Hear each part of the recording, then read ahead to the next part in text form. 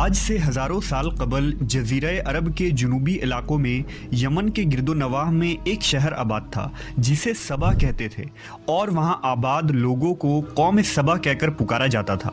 यहाँ के लोग निहायत ही नेमतों और राहतों में थे। हर तरफ लहलहाती फसलें और फल से लदे दरख्त मौजूद थे। मगर यह कौम शिर्क में मुब्तला थी और सूरज की पूजा किया करती थी। जब वहाँ के बादशाह शराजील बिन मालिक की मौत हुई तो उसकी बेटी बिल्कीस ने हुकूमत की बागदौड़ संभाली। बाज़ मवर्रखीन ने लिखा है कि बिल्कीस के वालिदैन में से एक जिन्नात में से थे, मगर इस नज़रिए की कोई वाज़ेह दलाइल नहीं मिलती। मलका बिल्कीस एक काबिल औरत थी जिसने यमन पर 9 साल निहायत ही खूबसूरती से हुकूमत की। दुनिया के बेशतर इलाकों में जो तिजारत होती थी वो सबाइयों के हाथ में थी। यही वजह थी कि ये कौम निहायत ही दौलतमंद थी। मगर ये वो ज़माना था जब मशरिक से मगरिब तक एक अजीम मौहद बादशाह की ताकतवर हुकूमत और जाहो जलाल का डंका बजता था, जिसे तारीख में सुलेमान इब्न दाऊद के नाम से जाना जाता है। हज़रत सुलेमान अलैहिस्सलाम की हुकूमत दुनिया के बेशतर ममालिक में थी, जिसका दारुल खिलाफा यरूशलेम शहर था। आपको हवा, जिन्नात, चरिंद परिंद और जानवरों पर हुक्मरानी अता की गई थी। एक दिन का वाक़या है कि हज़रत सुलेमान अलैहिस्सलाम ने दरबार लगाया तो जिन्न व अंस, जानवर और परिंदे सब के सब हाजिर हुए, मगर उनका चहीता परिंदा हुदहुद गायब था। आपने पूछा, हुदहुद कहाँ है? जब वो नज़र ना आया तो सुलेमान अलैहिस्सलाम ने फरमाया, अगर वो अपनी गैर हाज़िरी की कोई मुनासिब वजह पेश ना कर सका तो उसे ज़बह कर दिया जाएगा। अभी ये गुफ्तगू हो रही थी कि हुदहुद हाजिर हो गया। पूछा गया, तुम कहाँ थे? हुदहुद ने बड़े एहतराम से जवाब दिया, ए अल्लाह के पैगंबर, मैं उड़ते उड़ते एक ऐसे मुल्क पहुँच गया जहाँ लोग शिर्क में मुब्तला देखे। वो आग और सूरज की पूजा करते हैं। उनकी एक रानी है जिसे वो बिल्कीस के नाम से पुकारते हैं। वो एक बहुत बड़े तख्त पर बैठकर हुकूमत करती है। उसके तख्त में कीमती हीरे, जवाहिरात, लाल ज़ुमुर्द जड़े हुए हैं और उसके पास तमाम शाही सामान आराइश और नुमाइश के मौजूद हैं। हज़रत सुलेमान अलैहिस्सलाम ने कहा, अगर तुम्हारी बात सच है तो मेरा ख़त उस मलका तक पहुंचाओ ताकि वो शिर्क से बाज आ जाए, और ख़त पहुंचाने के बाद वहां बैठकर सुनो कि वो क्या रद्द अमल इख्तियार करती है, और फिर आकर मुझे खबर देना। हज़रत सुलेमान अलैहिस्सलाम ने ख़त रवाना किया, जो कुछ यूँ था, शुरू अल्लाह के नाम से जो बड़ा मेहरबान और रहम फरमाने वाला है। ये इज़्ज़त वाला ख़त सुलेमान इब्न दाऊद की जानिब से मलका सबा बिल्कीस की तरफ है। जो हिदायत की पैरवी करे उसके लिए सलामती है। मुझ पर गलबा की ख्वाहिश ना करो, मेरे मुकाबले में सरकशी इख्तियार ना करो, बल्कि फर्मा बरदार और मुती होकर मेरे पास आ जाओ। ये ख़त दरअसल मलका सबा और उसकी कौम की तरफ दावत इस्लाम थी। हुदहुद ने यह ख़त ले जाकर मलका बिल्कीस की गोद में गिरा दिया। मलका के दरबार में उस वक्त 300 के करीब सरदार बैठे थे। उन्होंने जब ये ख़त पढ़ा तो तैश में आ गए और कहा कि ये हमारी तौहीन है, हमें इसका सख्त जवाब देना चाहिए। मगर मलका बहुत समझदार थी। उसने उन्हें समझाया कि ख़त से पता चल रहा है कि ये कोई आम शख्स नहीं, खुदा का कोई पैगंबर है, लिहाजा हमें हिकमत से काम लेना चाहिए। उसने कहा कि मैं हज़रत सुलेमान अलैहिस्सलाम की तरफ एक तोहफ़ा भेजती हूँ। अगर उन्होंने कबूल कर लिया तो वो बादशाह है, मैं उससे जंग करूँगी, लेकिन अगर उन्होंने तोहफ़ा कबूल न किया तो मैं उसकी पैरवी करूँगी, क्योंकि वो नबी है। हुदहुद ये सारी गुफ्तगू सुन रहा था। उसने आकर हज़रत सुलेमान अलैहिस्सलाम को सारी बात बता दी।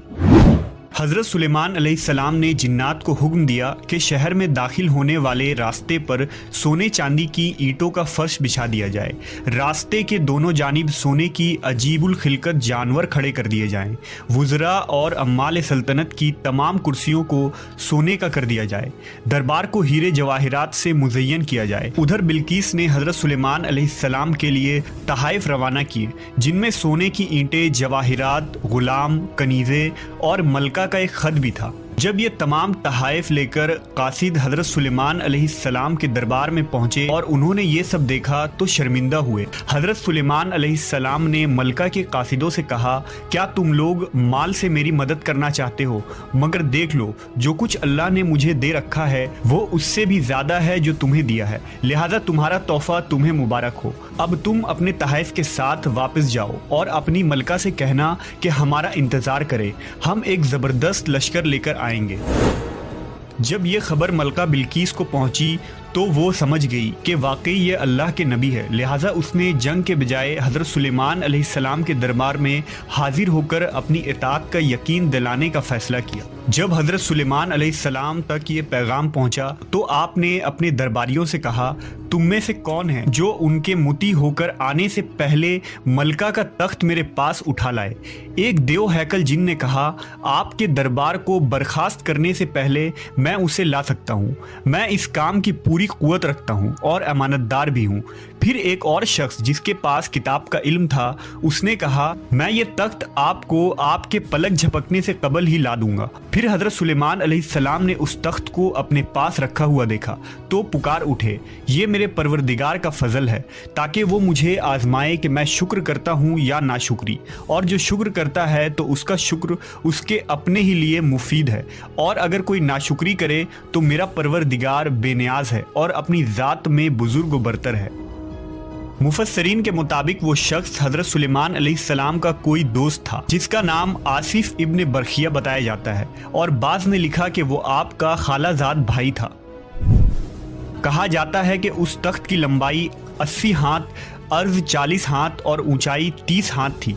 उसमें मोती, सुर्ख, याकूत, सब ज़ुमुर जड़े हुए थे। हज़रत सुलेमान अलैहिस्सलाम ने उस तख्त में रद्द बदल कर दिया और उसे पहले से भी बेहतर बना दिया। जब मलका बिल्कीस हज़रत सुलेमान अलैहिस्सलाम के दरबार में हाजिर हुई तो आपने पूछा, क्या तुम्हारा तख्त भी इसी तरह का है? उसने कहा, ये तो गोया हू बहू वही है और हमें तो पहले ही मालूम हो गया था और हम फर्मा बरदार हो चुके हैं। बिल्कीस के आने से पहले हज़रत सुलेमान अलैहिस्सलाम ने ऐसी इमारत बनाने का हुक्म दिया जिसका फर्श शीशे का हो, नीचे पानी जारी हो, पानी में मछलियाँ और दूसरे आबी जानवर हो। हज़रत सुलेमान अलैहिस्सलाम उस इमारत में अपने शाही तख्त पर जलवा अफरोज़ थे और शीशे के नीचे से पानी अपनी पूरी आबोताब से बह रहा था, जबकि उसके ऊपर शीशा नज़र नहीं आता था। बिल्कीस को इस महल में लाया गया।